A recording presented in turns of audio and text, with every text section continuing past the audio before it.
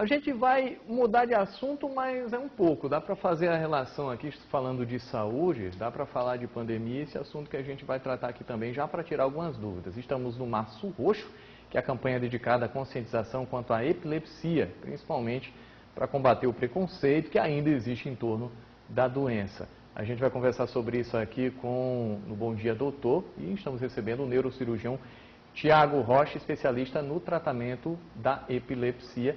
Claro que você está vendo aqui já o Ranieri Souza, porque eu fui trazendo o assunto aqui, mas essa presença ilustre aqui que a gente tem hoje nos nossos dois telejornais, né? No Bom Dia RN e também no RN1.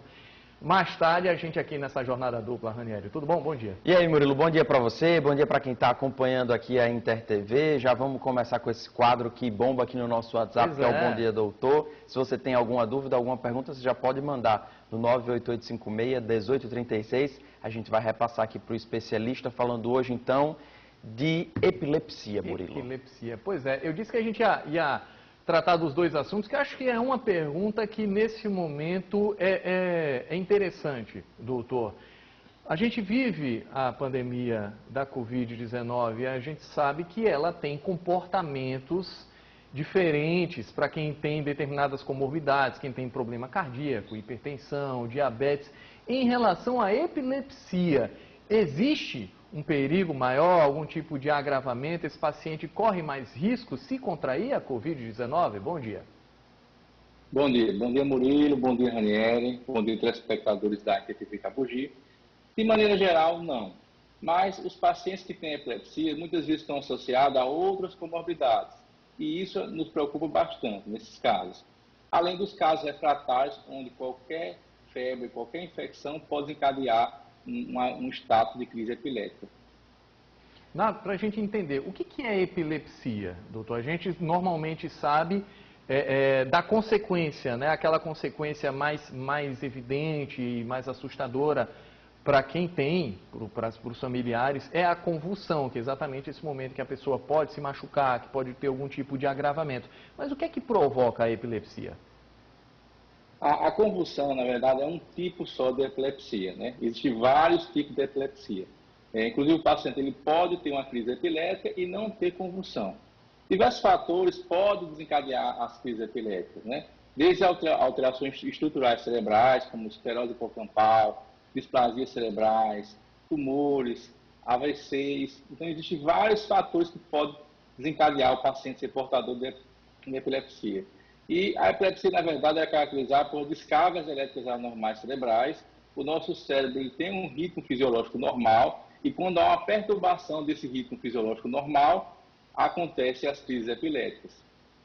Doutor, qual é o principal cuidado que se deve ter no paciente no momento da crise epilética, né? Porque tem um monte de mito em torno aí desse momento, que é abre a boca, puxa a língua do paciente, ou não mexe, só protege ali a cabeça, né? Para que não tenha nenhum tipo de ferimento e deixa essa crise epilética concluir para depois você fazer algum tipo de tratamento. Então, quais são os principais cuidados no momento em que ela acontece? Exatamente, Ranieri. No momento que ela acontece, muitas pessoas às vezes têm a questão do mito de puxar a língua ou botar a mão na boca do paciente, mas isso é perigoso.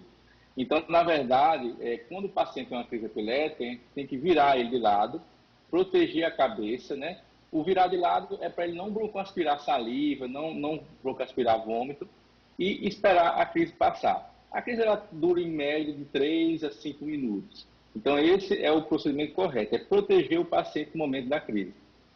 Doutor, se existe, nesse caso, né, a convulsão, ela é provocada por um tipo de epilepsia, que outros tipos existem? E quais são os sintomas desses tipos que seriam aí, sintomas, dá para considerar que seriam sintomas mais leves? O que sente uma pessoa que tem epilepsia que não necessariamente enfrenta uma convulsão?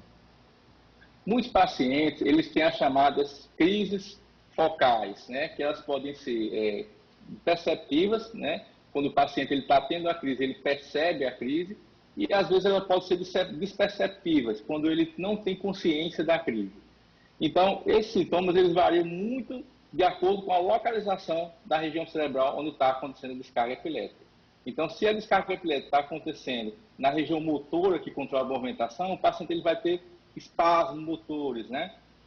Se as descargas epiléticas elas se concentram, por exemplo, na região occipital, que é uma região atrás, posterior ao cérebro, onde está a relação da visão, então o paciente ele pode ter aulas visuais.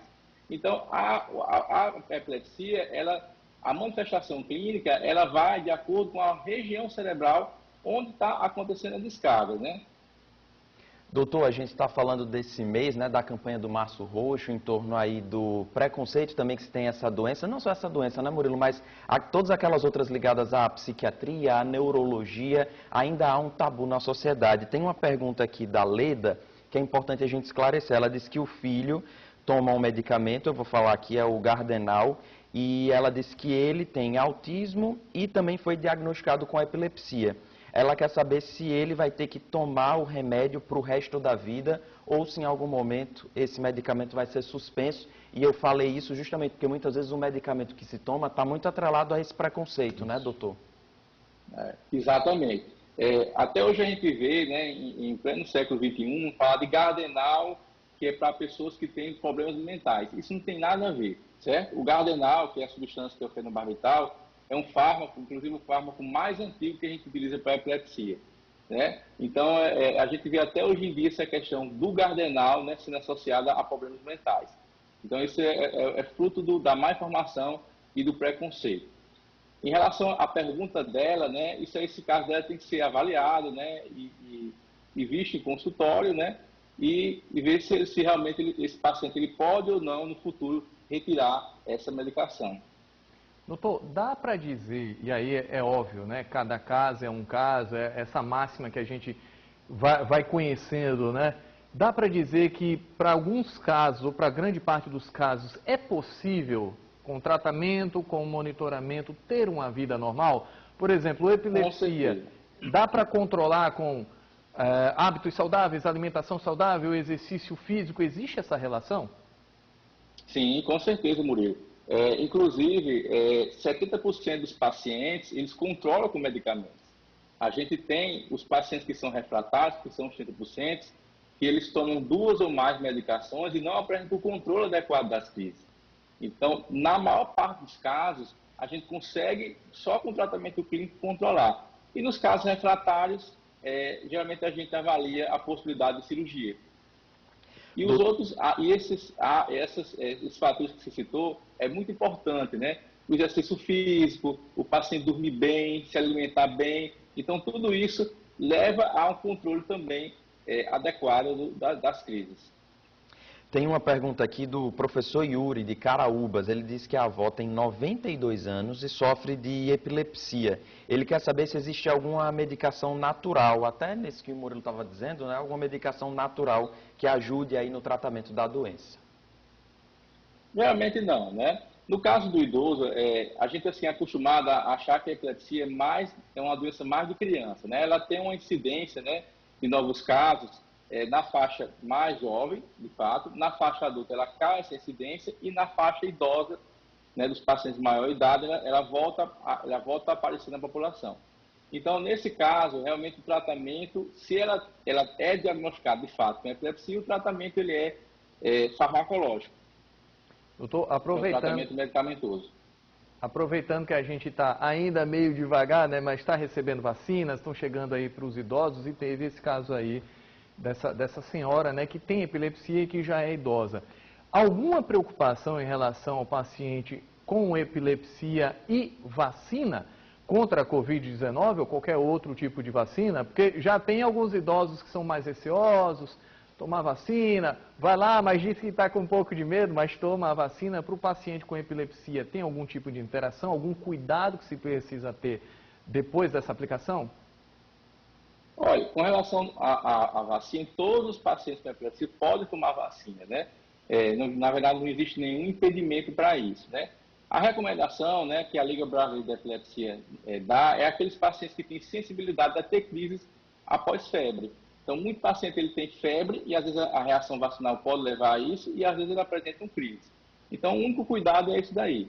Então, é importante o acompanhamento médico regular, né, para o médico orientar essas orientações ao paciente que vão tomar vacina que tem epilepsia. Doutor, tem a pergunta aqui da Adriana de São Gonçalo do Amarante, que é bem interessante. Ela diz que quando leva uma pancada em alguma parte do corpo, que tenha osso ou nervo, geralmente ela fica se tremendo, tem algum tipo de tremor no corpo. E aí eu aproveito para perguntar, a epilepsia também pode ser causada por algum trauma, ou está mais relacionado a uma crise convulsiva mesmo, e não necessariamente à doença da epilepsia? E já tirar a dúvida, né? O que ela sente não é necessariamente Provavelmente não, epilepsia, né? Provavelmente não, né? Mas com relação à questão da sua pergunta, Raniel, a questão do trauma, só se for um traumatismo crânioencefálico, né? Um traumatismo que realmente pode levar alguma lesão cerebral, e essa lesão cerebral levar a descargas epiléticas.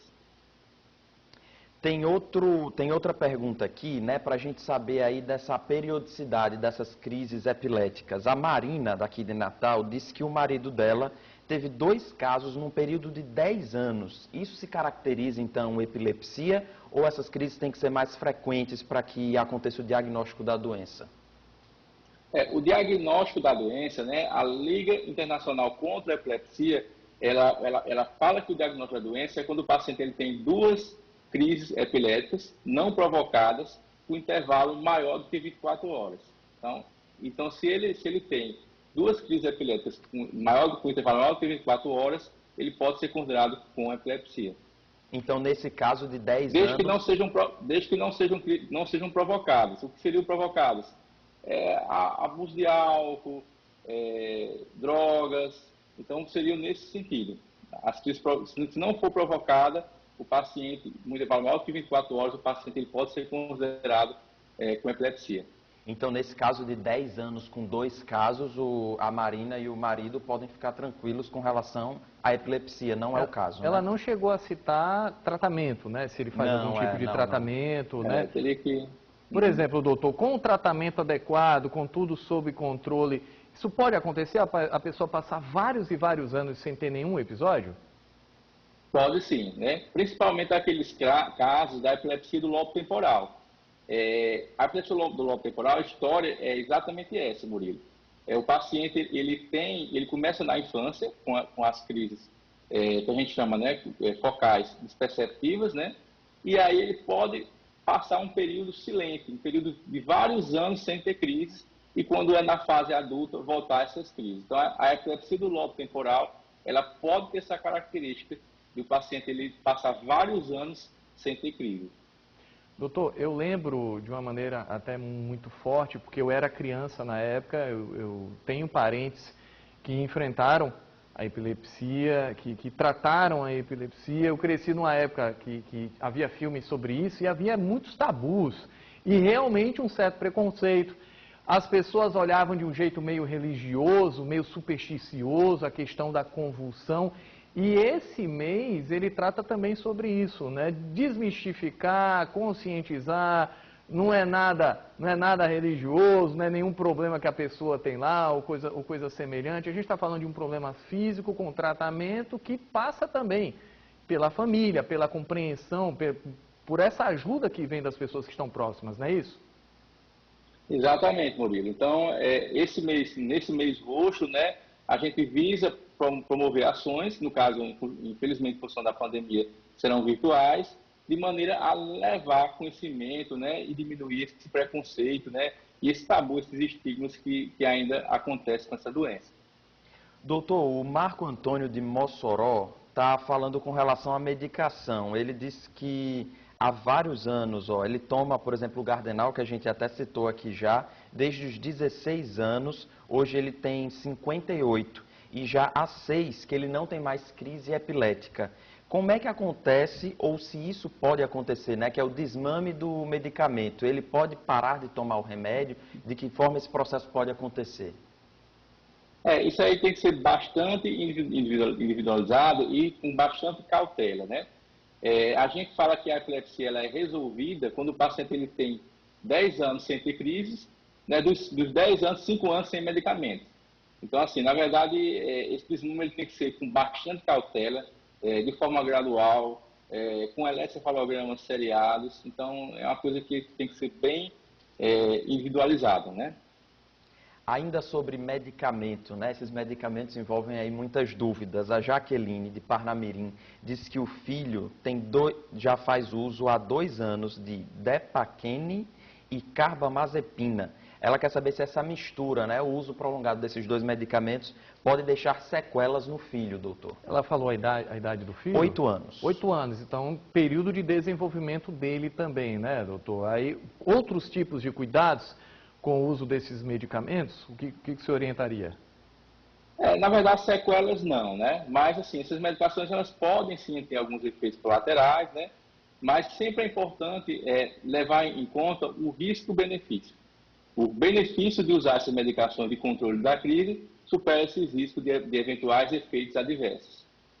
O Luiz está perguntando, doutor, é bom a gente falar dentro dessa campanha aí para tirar o preconceito em torno da doença, se o epilético pode dirigir automóvel.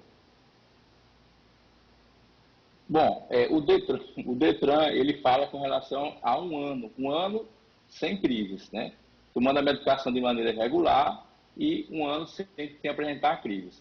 Isso no caso de automóveis, né? No caso de motocicletas, realmente é proibido. Então é bom a gente esclarecer, doutor. Para automóvel, 1 ano sem crise, pode dirigir, o epilético pode dirigir. Exatamente. Motocicleta não, mas não, por exemplo, não. Operação de máquinas pesadas ou determinados trabalhos que envolvam risco físico e exijam uma atenção completa, como é que funciona isso? Também, né? A gente se depara muito com muitos pacientes no consultório, né, que eles exercem atividade de risco, né? Nesses casos, a gente tenta controlar a doença, né, de maneira a minimizar esses riscos, né? Tem paciente que, às vezes, só para dar um exemplo, né?